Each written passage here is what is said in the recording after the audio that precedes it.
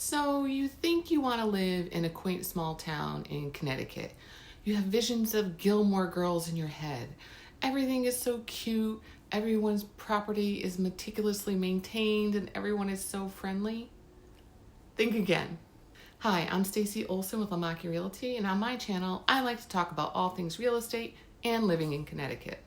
Technically, a small town has a population of less than 5,000 people in it, and that can be hard to come by in this state. So I'm going to be a little bit more liberal and say small towns here are anything less than 10,000 residents. And let me tell you, there's quite a few of them. Out of 169 towns or cities in Connecticut, 72 of them have less than 10,000 residents, and 93 of them have less than 15,000 residents. So that means more than half of the state is considered a small town. And considering we're a very small state as it is, we're actually the third smallest state, only behind Delaware and Rhode Island. Let's be real. Living in a small town can be exactly what you want and what you expect. But sometimes I think people wear those rose-colored glasses when they think they're moving to a small New England town. They have this picture in their head that it's like a Hallmark movie. Everyone is happy, smiling, they meet at the local coffee shop, and they walk and talk and hang out. Everyone's house is beautifully maintained and looks like a postcard. But there's many things you need to take into consideration when planning on settling down in a small town in Connecticut. Let's run down the list of the things that can be part of the fun of living in a small town. One of the expenses that you should plan on paying for is trash removal. I know this isn't an exciting topic, but smaller towns in Connecticut do not typically include trash removal with their property taxes. And as a resident, you'll need to contract with a company to come and get your trash and recycling, as we recycle by law here in Connecticut. It can run a few $100s per quarter for the weekly curbside pickup of your trash and recycling. Another thing to think about is homes in these smaller towns come with a well. I'm not saying there's no possibility of being hooked up to a sewer. Maybe if you're in the downtown area of your small town, you could have it. But generally speaking, most homes will have a well. And wells are fine. I grew up with a well and it really did have the most amazing water. But sometimes you don't. You may need to add a whole house filter to get rid of silt in the water or other minerals that can be disgusting, like you flush your toilet and there's sand in the bottom of your tank. And really, these things make water less than ideal. Sometimes they have to drill really far down to get to the well. I know growing up, I think our well was like 175 feet below the surface, but our neighbors was like 400 and something. And sometimes, if there's a storm or something, lightning can strike your well and your well pump can die. That has happened to us in the past. So that is an expense you need to be aware of. I'm not saying it's going to happen, but it can happen, and it's not cheap. It's a couple $1,000s to fix. And the other thing you need to understand is that you will lose power. I don't care where you're living in small town Connecticut, you're going to lose power. And when you do, if you have a well, you don't have water. Unless you're lucky enough to have one of those fancy and expensive generators hooked up to your home that includes your well, you most likely will be out of luck when the power goes out. That means no drinking water, no showers, and worst of all, no toilets. And along these lines, you'll typically have a septic system for disposal of all your wastewater in your kitchen and bathrooms. And septic systems are fine as long as you keep up with the maintenance of them. You can have a septic forever if it's properly maintained and pumped every couple of years. Some towns require that you have it pumped every 2 to 3 years, and you have to provide proof. And that's really a good thing because it really will probably wind up saving you a lot of money in the end if you didn't pump it and it overflows into your yard. Gross. Not only is it gross, but it can be a very costly fix. And back to the point I had earlier, power outages are the worst. And living in a small town, most of my life here in Connecticut, I can attest to a power outage problem. At least once a year, and sometimes several times a year, we'd lose power for a few days to a week. At first you're brave and you think, oh, this will be fun. We'll have candlelight and flashlights. We'll be talking and hanging out, maybe playing some games. And then reality sets in. No power means no showers, no toilets, no drinking water, the contents of your refrigerator spoiling if the power is out for longer than a couple of days, going to bed as soon as it gets dark because there's nothing to do and you don't really want to sit around candlelight or draining all your flashlights. And I mean, in this day and age, charging your phones and your iPads and things like that, like you drain those things down quickly and then you have no way of recharging them unless you head out to your car and sit out there. And if it's in the middle of the winter, it's freezing, you're trying to charge your phone, it's not fun. I mean, I guess in the summer you could make it fun and like pop a tent up in your yard and pretend like you're camping, but that can get a little old too. Speaking of outside, if you're outside in a small town, you're likely to encounter many more animals and critters than if you're living in a bigger town or city in Connecticut.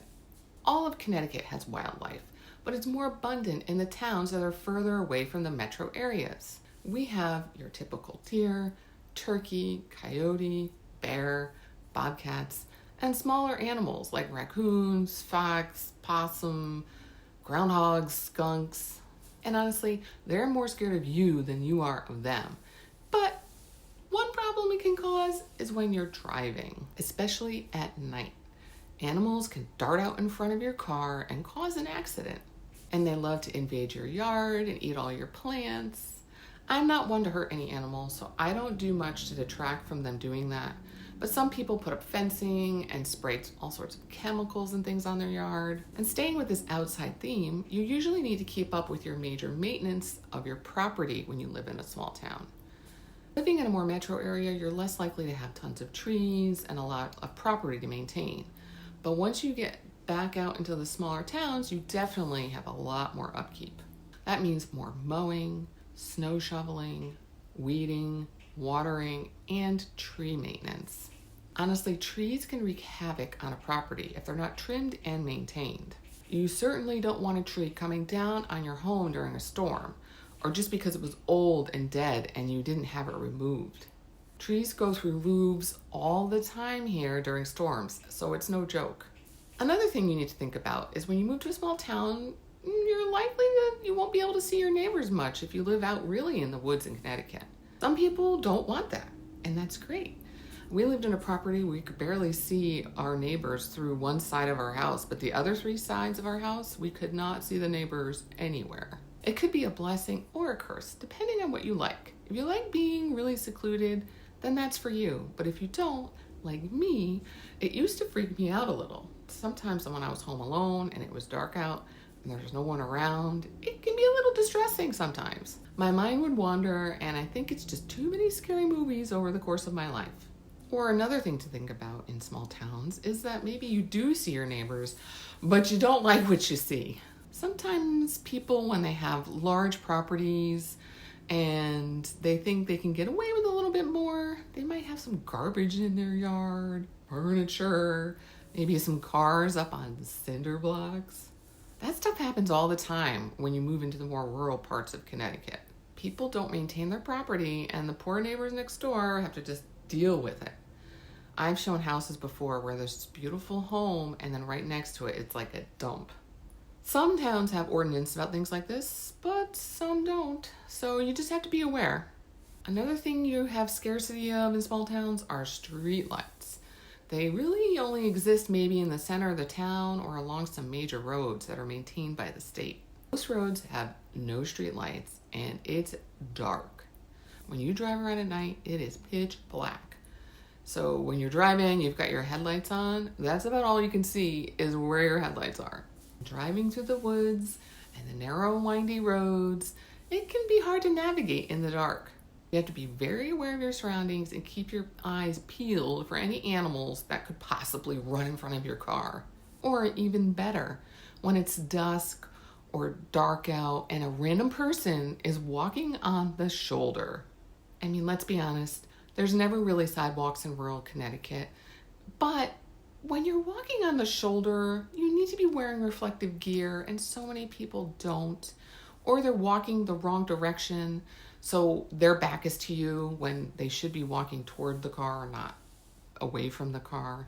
This happens a lot, and I always wonder, what are these people thinking? And another thing, really nothing is walkable in small towns in Connecticut. Unless you live, again, literally in the center of town, everything is a drive. It can be a drive of 10 minutes or more just to get to the center of your town. And pretty much there's not much going on there anyway in a small town. Maybe it's got one or two, like a pizza place and maybe a small bakery or something, a post office, a bank, and possibly a gas station. Small towns don't typically have thriving downtowns with many options. Usually it's like the bare necessities. Some don't even have a grocery store in town. And then you have to drive another 20 or 30 minutes to get to things like big box stores like Costco or Target. Staying kind of in that realm about being so far away, there is no food delivery. It's pretty much non-existent. We had zero food delivery in the town that I used to live in, and sometimes that can really screw up plans. You always have to bake in extra time to get food. Like if you're having company and everyone's, let's say, parked in your driveway, and then you got to be like, I got to get out, and everyone's got to move their cars. It's never convenient. Or another thing, if you need to get car service, let's say you want to take an Uber or a Lyft to bring you to the airport or something, well, that can be over an hour wait to have a car come get you when you live way far out. Needless to say, it's frustrating, and I've lived it. So I think it's coming from experience. And the last thing I want to bring up is sometimes when you live in a small town, they have a regional school district. Some towns are so small they can't support their own school systems. So typically that means they'll have a regional school where several towns come together and share the school and the expenses. That being said, your town might not have a high school or something. So your student has to be bused to another town, and sometimes that can be 30 or 40 minutes. You as a parent, if your child's involved in sports or some type of after-school activity and you have to drive 30 minutes to the high school to pick them up or drop them off or something and then go back and pick them up later, oh my gosh. Do this on a daily basis and it gets really old. So if I haven't scared you off yet on a small town and you're still thinking about living in one, check out my video on Woodbridge, Connecticut. With just about 9,000 residents, this small, quaint town has a lot to offer and still is quite close to New Haven. It truly is a beautiful area with excellent schools, and there's a little bit of something for everyone there. And until next time, have a great day.